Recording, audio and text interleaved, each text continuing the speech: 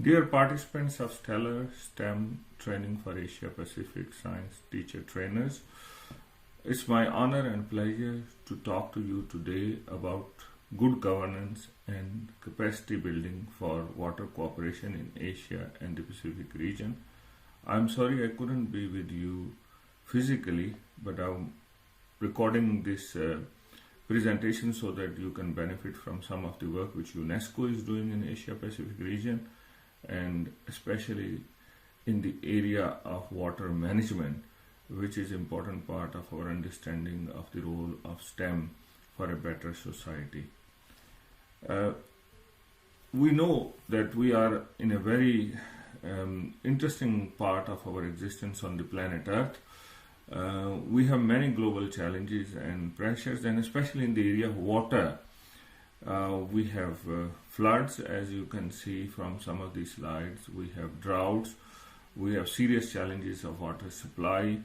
We are facing many disasters, and also women are affected in one of the very worst ways in terms of them carrying water, in terms of the impacts of climate change on our food and water security, and to be honest, for our existence on the planet Earth. So what science, technology, engineering, mathematics can offer? How can we build capacity at a primary and secondary education level and all the way through to tertiary education and research to be able to solve some of these challenges? Let's first look into water security. Water security, as defined by UNESCO, is the capacity of a population to safeguard access to adequate quantities of water of acceptable quality for sustaining human and ecosystem health on a watershed basis, and to ensure sufficient and efficient protection of life and property against water-related hazards, floods, landslides, land subsidence, and droughts. All of these are serious challenges, so we need to provide water for drinking as well as making sure the ecosystems are healthy and we are well protected against these disasters, which are what we call water-related disasters. So let's first look into the Asia Pacific region, which is one of the most important regions in the world because more than 62% of world population lives in the Asia Pacific region. There are these top 5 trends which were identified by the economists, and I want to highlight them to you for today's discussion. The top 5 trends, number 1 is there are new partnerships which are emerging for science and development. Overseas development work is now affected with the new emerging nations as well as new order in terms of science and technology. For example, in Asia Pacific region, the role of South Korea, Japan, China, Indonesia is changing, and their advancements in science and technology is leading the way towards a better world. There are new billionaires, there are new possibilities of partnerships, and there is a bigger role for the Chinese government, for example. Urbanization and sustainable development is a big challenge for our region, as is the challenge of the cities which have become too big. Like, for example, Jakarta city, as we know, the population during daytime around 9 million to more than 20 million, and the night population, which is a different population. The cities like Manila, so mega cities is becoming a big challenge, but also medium-sized cities and their urbanization is becoming a big challenge as well. Then climate change affecting our existence in terms of food, water, energy security, in terms of the intensification of the water cycle, in terms of the heat waves. So we know there are many big challenges, and how private sector plays a role in managing climate change. Rising inequalities is a big challenge for us. We are living in a world where poor are getting the lowest of the lowest in terms of the resources, and the richest, the top 1%, may be owning most of the resources, more than 50% of the resources of the planet. And then, of course, we know the fourth industrial revolution with the rise of artificial intelligence, and also the new challenges in terms of STEM and how we will be able to provide the latest knowledge needed for the new industrial 4.0 era. So what is our value proposition? How do we train people to be able to cope with these challenges? Let's take it one step further and let's look into the environmental challenges. In Asia and the Pacific region, as I mentioned before, urbanization is one of the key challenges. With urbanization, we have the challenges of environment, water, our security of energy, our security of better transport, better jobs. So, as we have urban population which is exceeding more than 43%, as we have top 6 mega cities in the world in Asia Pacific, and the projection is more than 50% of Asia Pacific's population will be living by next year in mega cities, in big cities, as well as the urban areas in the Asia Pacific region. China alone will have 1 billion urban people in 15 years from now, and more than 150,000 people a day are coming over to the urban areas. So in this regard, water quantity and water quality is our common challenge. There is a sharp increase in the water use because there are too many of us. The groundwater resources are depleting very fast. The cities are sinking like Jakarta, like Manila, like many other cities, because we are pumping too much groundwater, and that's causing land subsidence, and also there are huge problems with the water quality. Food security is our big challenge. Climate change is resulting into biggest challenges in terms of the hydrological extremes, in terms of the climatological extremes, the floods, the droughts, the heat waves. All of them are big issues for us. And we have massive pollution of our vital water resources. Nitrogen, pesticides, endocrine disruptors, all of them are into our waterways, and biodiversity is losing its way very, very fast, and many species have become extinct as well. So what can we do? How we build capacity to deal with these challenges? How do we educate our students, and how do we educate our public at large, and very importantly, how do we have the proper kind of technicians, engineers, and people working in the water industry?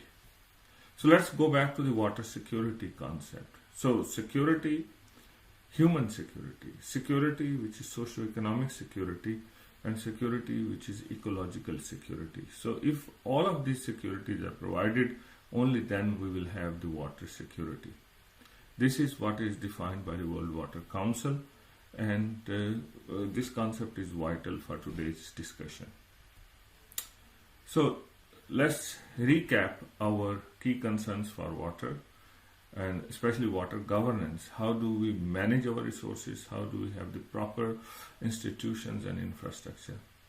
So first of all, we have a big challenge of limited knowledge of climate change and climate shift for agroecological zone. Agro means agriculture, ecological means ecological areas. And so in terms of the different zones, we have like the arid zone, the semi-arid zones, the areas which are more tropical areas, like for example here in Indonesia. So we have limited knowledge of how climate is affecting these areas. We need more and better understanding through better science and better education. Many of our decisions are misinformed decisions, and these decisions are resulting in unsatisfactory projects and project outputs. So we may be constructing water infrastructure which is not the right water infrastructure. For example, in an area we may build a dam, but there may be no more water available into future. Or we may be building the sewage structures, but they may not be sufficient considering the intensity of floods may be increasing, for example. We have inadequate human resources, human, financial, material resources. We are facing an economic crisis in water management in terms of water investment. Here in Indonesia, for example, in cities far away from Jakarta, have very limited resources even to supply basic chlorine to make sure there is no more bacteria, or bacteria levels are at an acceptable level. We have conflicting needs of society and the funding agencies. So how do we reconcile the funding agencies' areas of prioritization with what communities need? How do we have a balance between the regional projects and the local projects, and also making sure the management decisions are not out of time and not out of commitment, both from political side but also from a point of view of making sure the communities are being served in the best possible way. We have challenges in terms of our work patterns, in terms of our religious beliefs and what is being provided, and the lack of understanding of how do we use our local and indigenous knowledge for dealing with these challenges. In all of this, what is happening now is the world has decided to work on these big goals, what we call sustainable development goals, making sure by 2030 we have a balance between people and planet, and we have prosperity for everyone. So that's where these 17 sustainable development goals are very important. I'm sure you've heard about them and you may be working on them, and especially for today, sustainable development goal number 4 about education, you are part of this particular work. But let's look into these goals. Goal number 1 is about no more poverty. Goal number 2 is about zero hunger, which means everyone has enough food. Goal number 3 is everyone has good medicine and health facilities and better well-being, and we fulfill the education as a basic human right. Goal number 5 is about equality of gender, and goal number 6 about clean water and sanitation, which I'm talking today, and goal number 7 about affordable and clean energy, number 8 about decent work, number 9 about industry, innovation and infrastructure. Very importantly, goal number 10, making sure that we reduce inequalities. Number 11 about sustainable cities. Number 12 about responsible consumption and production. And then goal number 13 about climate change. Number 14 about life below water. And number 15 life on land. Number 16 about peace, justice and governance and institution. Number 17 about international partnerships. So among these goals, number 6 goal is very important, because unless there is clean drinking water, unless there is protection against water-related disasters, and unless there is proper sanitation, none of the other goals can be fulfilled. Also, there are some other important things happening globally. One of them is Sendai Framework for Disaster Risk Reduction. People in Indonesia, in Southeast Asia, know that disasters are increasing. We have tsunamis, we have landslides, we have earthquakes, and especially now Indonesia unfortunately is facing many of these disasters because it's on the ring of fire. Then Paris Agreement about climate change and reduction of emissions, and also, as I mentioned before, the Sustainable Development Goals, and for small islands, the SEAMEO pathway. How do we make sure the small islands are well protected against issues of climate change, like if the temperatures rise beyond 1.52 degrees centigrade into near future, then the sea level rise will become so high that maybe these islands may not be there anymore. So we have to make sure we are working on these issues in a very proactive way. So let's go back to water and the Sustainable Development Goal number 6. So goal number 6 is about water security. Make sure water is available for drinking as well as is available from the point of view of ecosystems, and we have better sanitation. There are 6 targets under goal number 6. 6.1 is about drinking water. 6.2 is about sanitation and hygiene. 6.3 is about water quality. 6.4 is about water use efficiency. 6.5 is integrated water resource management. and 6.6 is about restoration of water-related ecosystems. Then these goals are supported by participation of local communities.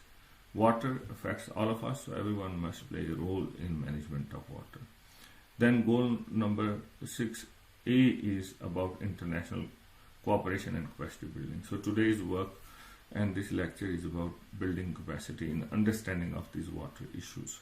So now I'm sure you will be able to understand that goal number 6 about water security links all the way through from drinking water available for every one of us to making sure there is sanitation and hygiene, making sure the quality is not affected and is of good quality, and we have better efficiency both from drinking water, from washing, from making sure the agriculture is efficient, and we are managing our resources in an integrated way, and we are looking after our ecosystems, the flora, the fauna, and making sure that the planet is sustainable. So this is a goal which links with all other goals, but especially goal number 3, for the better health, we need to make sure there are no more waterborne diseases. Also making sure that the deaths and illnesses from water are reduced. Goal number 11, making sure also that people are not affected from water related disasters. Goal number 12, linked with reducing the releases of waste into water. Goal number 15, making sure the better conservation and restoration of ecosystems. And goal number 15 in terms of making sure the invasive alien species are managed in a good way. So this is just an example that unless we achieve goal number 6, we will not be able to achieve the other sustainable development goals. So what UNESCO is doing? UNESCO is working in the area of sciences in an integrated way, in an intergovernmental and international programs, enabling scientists, enabling stakeholders, politicians, governments working together. So these programs include International Basic Science Program, which promotes the teaching of science and mathematics at all levels. Then Man and Biosphere Program, which is about setting up biospheres, and these biospheres are the places, what we call places for sustainable development. Here in Indonesia, we have a number of biosphere reserves. Then International Hydrological Program. The International Hydrological Program is about water management in a number of countries. And then the Geoscience and Geoparks Program and the Intergovernmental Oceanographic Commission about oceans. And within these programs, there are a number of bodies which may be of interesting to you. So Global Geoparks Network, the UNESCO Biodiversity Initiative, World Water Assessment Program, the UNESCO Program on Engineering, UNESCO Program on Local and Indigenous Knowledge, among many others, including for disasters and World Heritage. I'm sure you are aware about some of them. Let's now look deeper into the International Hydrological Program. It's an intergovernmental program of the United Nations system devoted to water research, water resources management, and education and capacity building. So we have many similar programs to what you're doing today, especially focused on water for building capacity of teachers and students as well as for the communities. International Hydrological Program works in a number of phases since 1975. Now we are in phase number 8, which will be finishing in 2021. There are 6 areas within that. So area number 1 is about water related disasters. Area number 2 is about groundwater. Area number 3 is about water scarcity and water quality. Area number 4 is about water and human settlements like cities. Area number 5 is about eco-hydrology solutions. And number 6 is about water education. And we are mobilizing international cooperation. We are strengthening science policy interface, and we are building institutional and human capacities. What is our common challenge internationally? Water is not high on the agenda of everyone. So we need to make sure the water is in the minds of people. So that's really our challenge. How do we put it into the minds of the people? So this is one of the statues. Maybe this is one way. But really, to put water into the minds of the people, we need to make these issues more understandable and more clear to the people. So how do we do that? For that, we need a transdisciplinary capacity building approach. So we need to understand people, policy and planning issues. We need to understand socio-economic and environmental interactions. And how do we engage with the public, and how do we bring education? So you as teachers and trainers can play a very big role for all of us. How can you play this role? By better understanding of water issues, by looking into available water technologies, by looking into how can we bring socio and economic understanding of water management to the people who are more affected and most affected, and to the decision makers. But there is a paradigm lock. The paradigm lock is there are people who understand the science of water, the water hydrology. They know about research and ideas and understanding, but they really don't know how to use their knowledge. And then there are stakeholders and managers who are more interested to make sure the water is supplied, the sanitation is available, but they don't know what science can offer.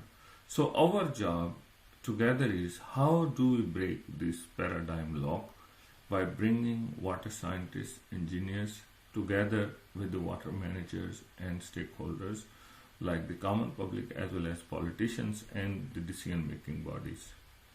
So for that we have what we call the integrated water resources management approach.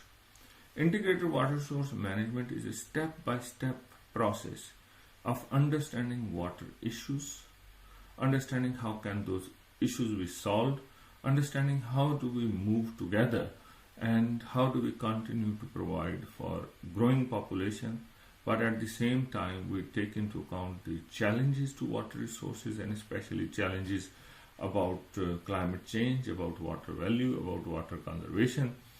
So UNESCO has defined a special process for that, for integrated water resource management, in which we can continue to work together and improve our understanding, and in the process we have a better society.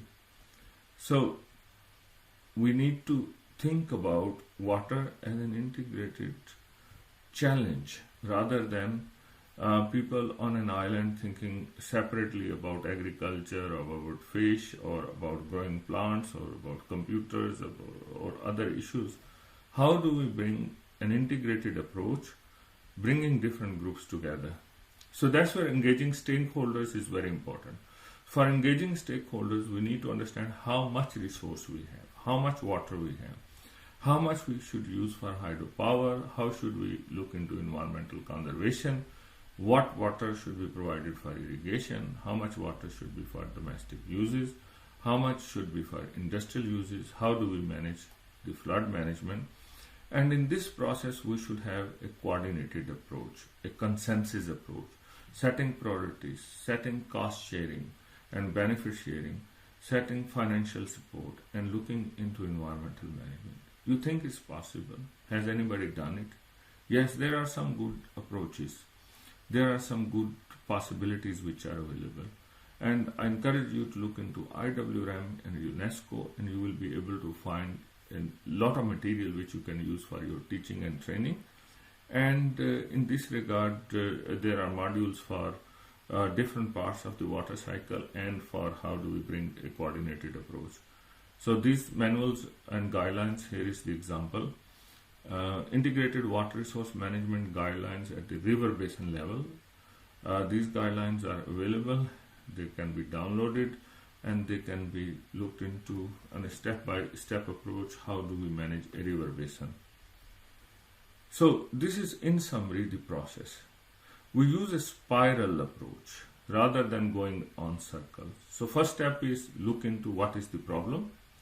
Then we conceptualize how it can be solved. Then we bring the coordination among all stakeholders, and then we implement the solutions, and then we look into what has happened and what has improved, and then we start on the next cycle of the spiral. So rather than going in circles, we go upwards, better socio-economic and environmental outcomes. So let's go back to the education part. On education, education in STEM is usually very specialist education in science, in technology, in engineering, in mathematics. Or, for example, here in the area of waters, there is specialized education in environmental science. So from a general base, we go towards more specialized education. So after year 12, we go into universities and we do more specialized education. And people become scientists, they become engineers, they become mathematicians. So from the point of view, we give them certain specialization. So as these people become specialists, they have lesser and lesser of integrated understanding. So to be able to solve these big challenges we have, we need to change our education system. So in the first phase, up to year 12, we bring general understanding of these big issues. Then in the secondary education, we start specializing, but then we start looking into the integrated approach and lifelong learning and broadening our understanding. So how do we bring it into our training and learning institutions? This is our big challenge.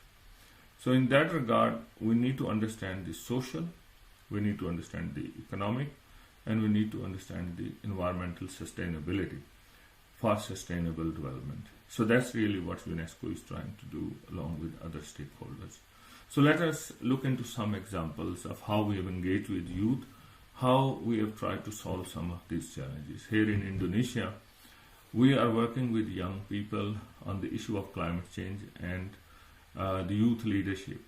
Using UNESCO biosphere reserves, as I introduced before, like Shahbaz Biosphere Reserve, which is not far away from where you are, Gunung Leuser National Park in Sumatra, Bukit Barisan Selatan National Park in Lampung.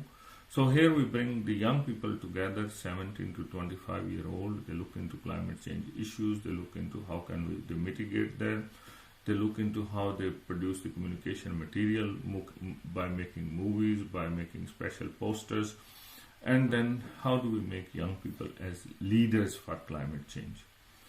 And this has been a very successful exercise, peer-to-peer learning, understanding each other, bringing young people together, making networking possible. And Indonesia has been a big success that the three top winners went to Tribal Climate Camp in the US for climate change training, and also it has been taken as a best practice at the UN level. Also, we are setting up green schools, what we call the Education for Sustainable Development, ESD, Global Citizenship Education, and there are a number of schools. We worked with the Ministry of Education and Culture here.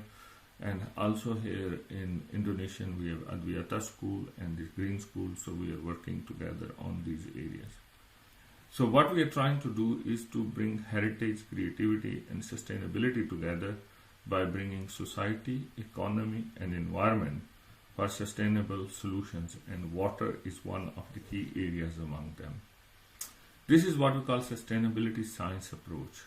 So we start looking into the sustainable society by first understanding the key challenges from natural sciences, from water sciences, and related environmental interdisciplinary knowledge.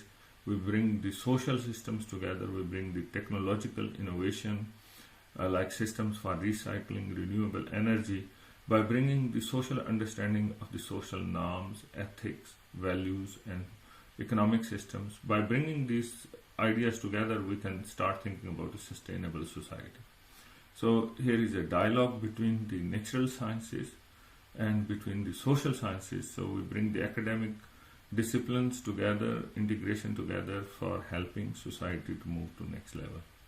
So I hope my lecture has given you some ideas about what are the key challenges in Asia Pacific region. And then very importantly, what are the issues in water? In water, our key issue is better coordination, better understanding of the science, better understanding of the issues from a political and economic point of view, and looking into how to bring interdisciplinary approach. And also very importantly, how do we become a sustainable society from sustainable science which brings science, technology, engineering and mathematics, and very importantly social sciences together. So I'm available if you have any more questions. You can contact me through my Facebook. So this is introduction to my Facebook, or you can find me also on Twitter. So let's hope we link together. We try to solve these problems together. Let's become part of a bigger movement for a sustainable world, a world in which we have a balance between people and the planet, and there is prosperity for everyone. And as we say, according to 2030 agenda, which is about 17 sustainable development goals, we leave no one behind. So thank you very much, and have a wonderful meeting, have a wonderful training.